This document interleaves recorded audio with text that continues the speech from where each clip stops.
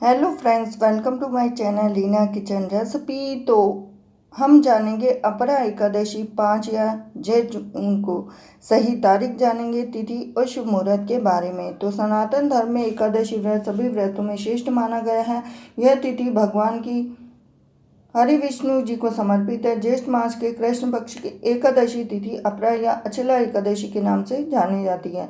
धार्मिक मान्यताओं के अनुसार अपरा एकादशी का व्रत व पूजन करने से व्यक्ति के समस्त पापों का अंत होकर उसकी सभी मनोकामनाएं पूरी होती हैं।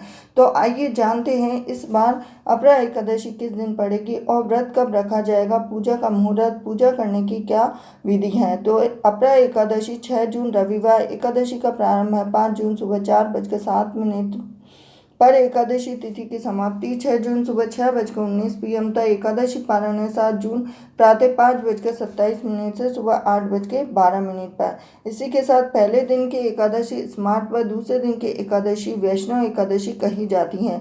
द्वादशी युक्त एकादशी का व्रत सर्वोत्तम माना जाता है और इस साल अपरा एकादशी का व्रत 6 जून रविवार को रखा जाएगा, क्योंकि 6 जून रविवार को ही द्वादशी युक्त एकादशी है। तो अब हम जानेंगे अपरा एकादशी की पूजा विधि। प्रत्येक एकादशी की तरह इस एकादशी के नियम भी वही है जो दशमी की तिथि से शुरू करना चाहिए। व्रती को दशमी की तिथि से ही सारे नियमों का पालन करना चाहिए और सात्विक आहार लेकर भगवान विष्णु का स्मरण करना चाहिए। अगले दिन एकादशी पर सुबह जल्दी उठकर स्नान के बाद सूर्य देव को जल का अर्घ्य देकर व्रत का संकल्प लेना चाहिए। घर के मंदिर में एक चौकी पर भगवान विष्णु और मां लक्ष्मी की प्रतिमा स्थापित करें और फिर उसके बाद में उनको धूप दीप अगरबत्ती से पूजा करें।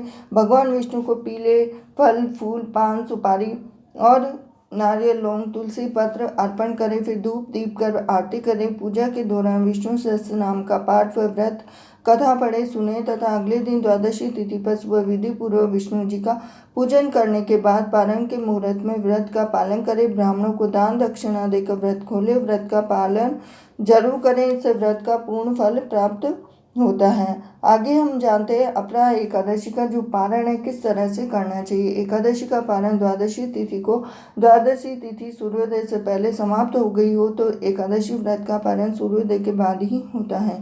एकादशी व्रत का पारण हरिवास के दौरान नहीं करना चाहिए। हरिवास द्वादशी तिथि की पहली 1/4 अवधि होती है।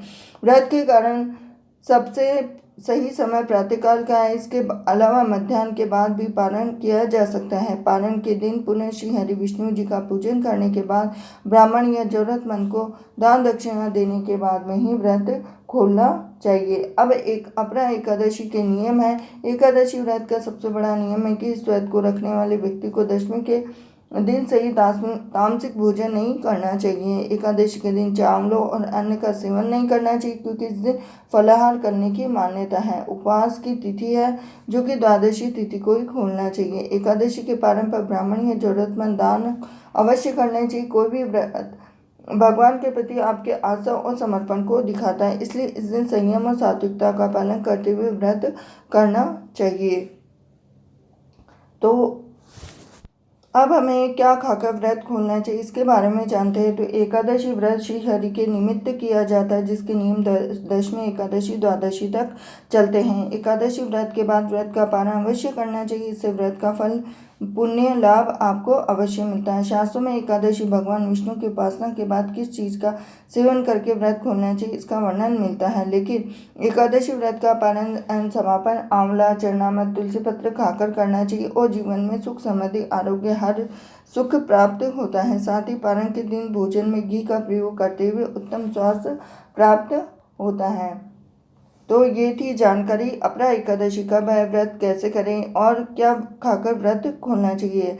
तो वीडियो पसंद आया तो वीडियो को लाइक कीजिए, चैनल को सब्सक्राइब कीजिए, बेल आइकन बटन दबा दीजिए। तो हिंदू सभ्यता के 30 त्योहार, व्रत, पूजा विधि और पंचांग के लिए बने रहिए मेरे साथ लीना किचन रेसिपी पर। तो मिलती हूँ नेक्स्ट वीडियो में।